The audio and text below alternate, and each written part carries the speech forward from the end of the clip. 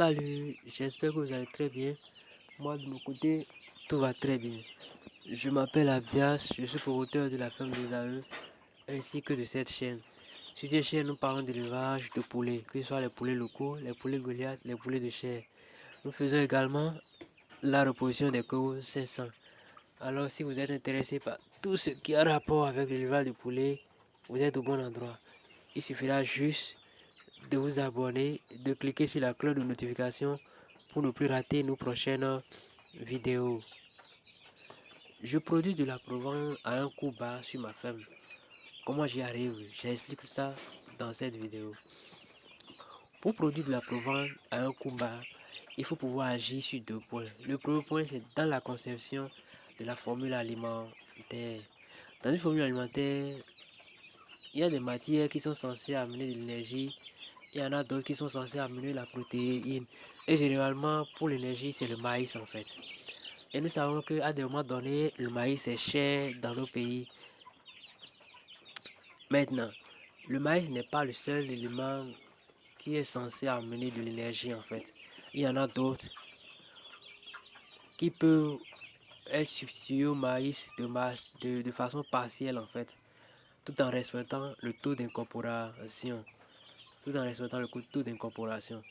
Alors, si dans mon pays, il y a d'autres éléments ou bien d'autres matières qui peuvent amener de l'énergie comme le maïs, alors je l'associe au maïs tout en respectant son taux d'incorporation en fait.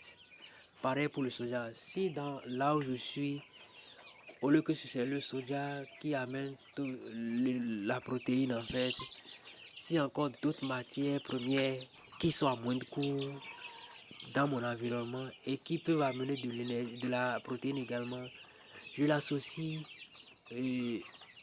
au soja par exemple, histoire de réduire le coût du soja tout en respectant également le taux d'incorporation de ce dernier là. Alors quelqu'un qui arrive à le faire va forcément avoir une formulation alimentaire de la Provence à un coût réduit également.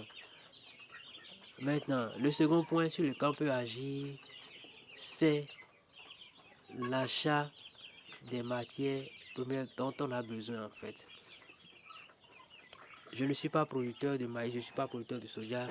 Maintenant, comment est-ce que je peux agir pour réduire le coût lié à ces produits, à l'achat de ces produits-là en fait? Vous savez, à des moments donnés, à des périodes données, ces matières premières, le prix lié, le coût de ces matières premières-là est moins cher en fait. C'est-à-dire quoi, quand la récolte commence, soit c'est le prix du maïs qui est bas, soit c'est le prix du soja qui est bas. Alors en tant qu'éleveur, normalement, je prépare un petit stock. C'est-à-dire quoi, j'achète du maïs, j'achète du soja que je stocke quelque part. Je ne l'utilise pas et je continue toujours par acheter le maïs, le soja dans ma formule alimentaire. Je mets le stock de côté. Et quand le soja, le maïs, quand les prix liés à cette denrée vont prendre de la valeur, ou bien quand les prix vont évoluer à leur niveau, je vais juste commencer par utiliser ce que j'ai mis en stock. En le faisant, j'aurai quoi? J'aurai de la Provence qui sera à moins de coût parce que je n'aurai pas à payer du maïs moins cher, le soja moins cher, tel que cela se vend à l'état où les choses, le prix des choses évolue en fait.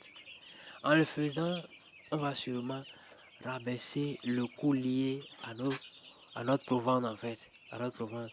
Donc le mieux, c'est de préparer un stock, de le mettre de le côté plutôt quand et cela est faisable quand les périodes de récolte arrivent en fait, parce que c'est en ces moments que le prix de cette denrée là est bas en fait. Donc quand la récolte commence par venir, cette période de récolte commence par venir, essayons de faire le stock, de le mettre de côté, de fermer les yeux sur ça.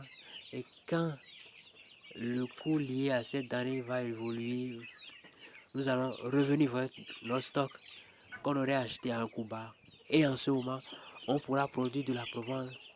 Ou bien en ce moment, on pourra toujours continuer par produire de la Provence à moins de coût en fait. À moins de coût. C'est l'alternative que moi je fais ici et j'y arrive en fait. Quelqu'un qui arrive à agir dans la conception de sa formule alimentaire.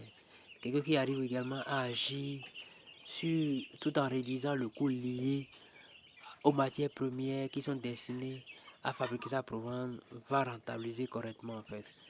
Va rentabiliser correctement son élevage.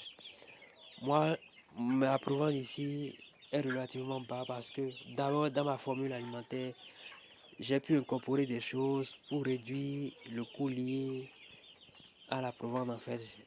À part cela, j'ai des matières premières que j'ai pu acquérir à moins de coût, bien je continue d'acheter à moins de coût également. Ce qui rend ma formule alimentaire vraiment moins chère en fait. Ce qui rend ma provence moins chère sur ma ferme. Dans la conception, j'ai pu agir. Dans l'acquisition de ces matières, j'ai pu également agir parce que j'ai la chance jusqu'à présent d'acheter à moins de coût à un prix relativement bas. Ce qui rend la provence moins chère sur ma ferme en fait. Alors, vous pouvez le faire également sur votre ferme.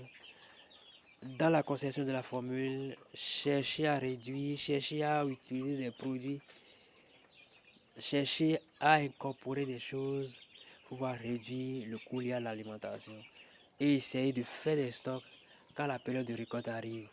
Et plus tard, quand les prix vont évoluer, vous allez pouvoir toujours continuer par produire la provence à moins de coût. Alors, pour ne plus rater nos prochaines vidéos, abonnez-vous, cliquez sur la cloche de notification et que Dieu bénisse chacun de nous.